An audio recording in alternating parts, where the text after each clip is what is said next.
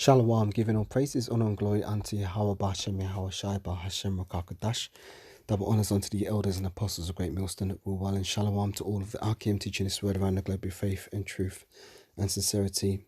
As always, I'm the brother Caleb from the GMS London Forecasters Camp, coming back with another lesson to help edify the Lord's elect. So as always, I like to start by saying we are the real Hebrew Israelites, the true Israelites, you so-called Negroes, Latinos, Hispanics, Native Americans, West Indians, West Africans predominantly. However, you will find Israelites that do look like the other nations, because we as a people have been scattered amongst all nations throughout our various captivities. But if your seed line by your forefathers goes back to the man in the Bible that was named Israel, then you too are an Israelite, no matter what you may look like, because the book of Numbers, chapter 1 and verse 18 states that your nationality is determined by the lineage of your forefather. And once again, to clarify, the names that we give reverence unto are Yahweh, which is the name of the Heavenly Father, the one true God of the Bible. His name is Yahweh, which means he is or he exists. And his son's name is Yahweh Shai, which is the one that the world ignorantly calls Jesus Christ. His name is Yahweh Shai, which means he saves or he deliverer. Right? Because he's going to deliver out the elect to the nation of Israel in these days. So, I should say in these last days. So, just another image I saw when I was traveling recently, and I thought I'd speak upon it because this image here is very interesting, because you see, you've got the Edomite man there, descendant of the man in the Bible named Esau, and you've got the Israelite woman there, and there she is smiling, grinning teeth, holding him all compassionately. And look, isn't it interesting, right? She's there wearing a wedding ring, holding this man all affectionately, and this Edomite standing there. Now, the reason why I thought this image was interesting is because you'll never see Esau promote an image of a so-called Israelite couple in this manner. Like, you won't ever see an image of the so-called black woman with the so-called black man in an embracing, intimate type of caring, compassionate situation. You're not going to see that. But yet Esau will promote this, because really what Esau is doing is promoting, what do they call it? Swirling, isn't it? They're basically promoting that, to be happy that the so-called black woman needs to join herself unto the Edomite man. Now, this is all part of the curses, because the curses are that, you shall betroth a wife and another man shall lay with her. Let me get that in Deuteronomy 28. Deuteronomy 28.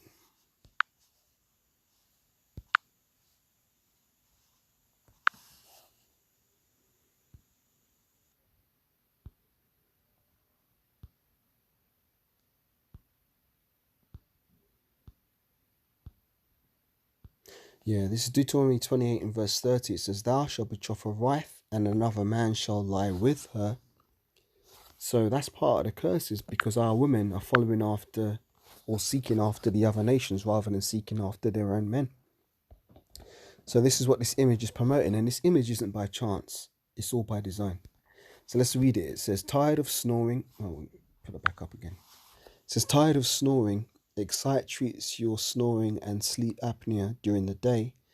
Treat your loved ones to a better sleep for Valentine's Day." See, they're pushing this Eve with Esau thing. I guess this must have been put up around last month, because it was so-called Valentine's Day was it 14th of February, whatever they call it. I don't follow that shit, but you know what I mean? It's like Esau's pushing this Eve with Esau shit. And a lot of our women think that they can escape the curses by marrying a so-called white man. But unfortunately, that's not the truth.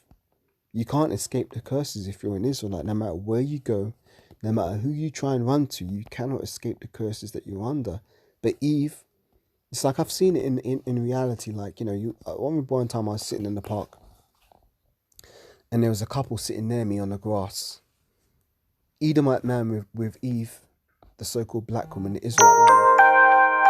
It's like I should turn my notifications off. So-called Israelite man with a so-called black woman. And she's there all laughing and giggling and skinning her teeth and speaking all timid and being all feminine. But yet when it comes to dealing with the so-called Israelite man, these women are like fucking scorpions, man. They're so fucking hard and ruthless. But when it comes to dealing with Esau, it's like, all the soft voice and all the smiling and grinning teeth. Are you okay? Can I help you? All this kind of shit. That's the nature of Eve, because they think that Esau is the man of the moment. He's the man in the position of power at the moment. So they think that, oh, well, if we join ourselves unto him, we're going to be better off for it. Well, no, you're not, because the scriptures do say, though hand join in hand, the wicked shall not go unpunished. And you so-called Israelite women, a lot of you have betrayed this so-called Israelite man, and you abandoned us in our captivity. And the Most High saw that. So there's going to be judgments for that. For example, Micah chapter 7 and verse 10 says this. Micah 7 and 10.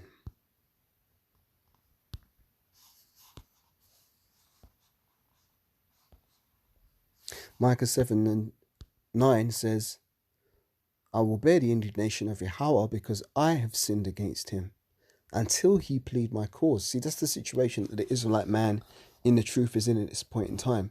We have to bear the indignation of Yahweh because we have sinned against him until he plead my cause and execute judgment for me. So eventually, the Most High is going to execute judgment for the righteous Israelite man, the man of the elect. Until he plead my cause and execute judgment for me, and he will bring me forth to the light, and I shall behold his righteousness. Then she that is mine enemy shall see it. So who is our enemy at the moment? The so-called black woman, because she's betrayed us, and she's following after Esau, and she's helping to prop Esau's kingdom up. I mean, this is a very spiritual image, because I said Eve's trying to help prop up Esau's kingdom. Well, here she is, trying to help the man, got a handle affectionately on him, and that stupid fucking face, man. That stupid fucking face, like, you never see the Israelite woman looking at you, oh, you okay? Then she that is mine enemy, because she's joined unto the enemy, shall see it, and shame shall cover her, which said unto me, where is Yahweh thy God? Mine eyes shall behold her, now shall she be trodden down as the mire of the streets.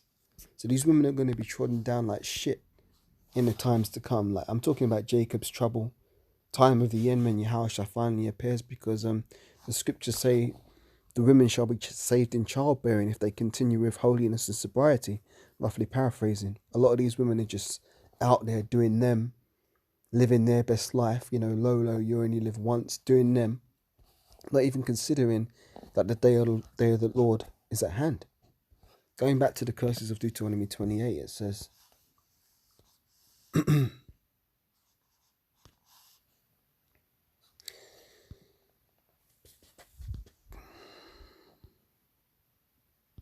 Deuteronomy 28 verse 30, thou shalt betroth a wife, and another man shall lie with her.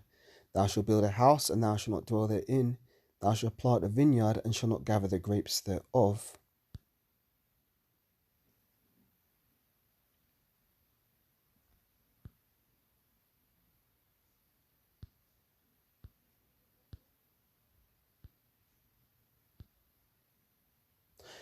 Deuteronomy 28:41, thou shalt beget sons and daughters, and thou shalt not enjoy them, for they shall go into captivity. See, that's another thing that the so-called black woman is guilty of, kicking the so-called Israelite man out of the house, denying the father access to see the children, putting the fathers on child support.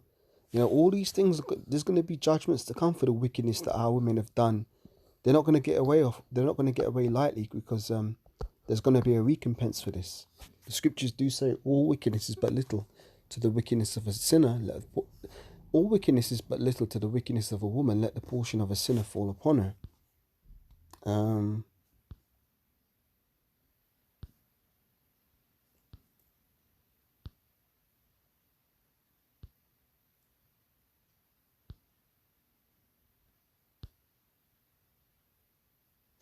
Deuteronomy 28:54 says, so that the man that is tender among you and very delicate, his eyes shall be evil towards his brother, and towards the wife of his bosom, and towards the remnant of his children which he shall leave. See, these are the curses we're under, man, to where our people can't get along.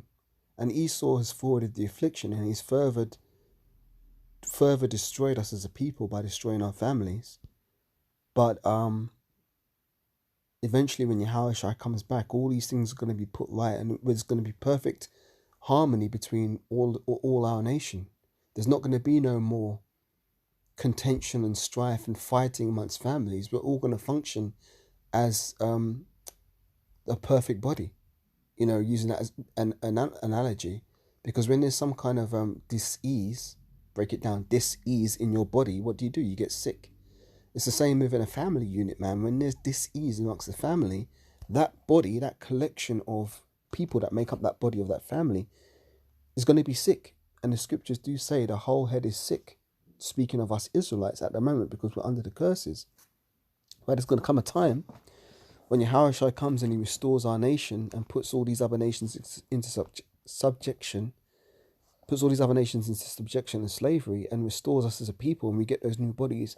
We're going to function as a perfect unit, perfect harmony within all our nation. It's going to be perfect harmony. It's going to be beautiful. Deuteronomy 28:56. The tender and delicate woman among you, which would not adventure to set her sole of her foot upon the ground for delicateness and tenderness, her eyes shall be evil towards the husband of her bosom, and towards her son, and towards her daughter, and towards her young one that cometh out from between her feet, and towards her children which she shall bear, for she shall eat them for the want of all things in a siege and straitness wherewith thine enemy shall distress thee in thy gates. See, that's talking about 70 AD, the siege of Jerusalem, 67 to 71 AD, I think it was that period. But that's also talking about generally the nature of the so-called Israelite woman is very harsh towards the husband of her bosom and towards the children which she shall leave. They're very cruel because they've not got that compassion, because they've lost their tenderness and they've lost their delicateness due to the situation we're in, and being influenced by the ways of the world. Obviously, when the righteous in authority, the people rejoice. But when the wicked beareth rule, the people mourn. So the wicked is bearing rule right now. Proof that by, Malachi, the 1st chapter, Esau is the wicked. So therefore, the woman, Eve, who's joined unto Esau and following after his way, she too is wicked in these times for the vast majority of them. But the point I'm making is that this is all witchcraft, because Esau's promoting this, the Israelite woman joining herself unto the Israelite woman joining herself unto the Edomite man, which in fact should not really be happening. The woman is supposed to be with the man of her nation, the Israelite woman at least, But Eve has forsaken us. She's betrayed us. So therefore, as I said, Micah 7:10, then she that is mine enemy shall see it, and shame shall cover her, which said unto me, where is Yahweh thy power? Mine eyes shall behold her, and now shall she be trodden down as the mire of the streets. One of my favourite scriptures, so I'm just reeling it off the top. But yeah, those are the times that's going to come. Jacob's trouble is going to be very real, and a lot of these women are going to have to pay for what they've done. So just a quick hit on that one. So with that, giving all praises, honor and glory unto Yahweh, Bahashem Yahweh Shai, Bahashem Rachakadash. Double honors once again unto the elders and apostles of Great Millstone at all well. Shalom to all of the Akim teaching this word around the globe with faith and truth and sincerity. And Lord willing, I'll catch you on the next one. Shalom for now. Wa abba ball. Welcome Shalom.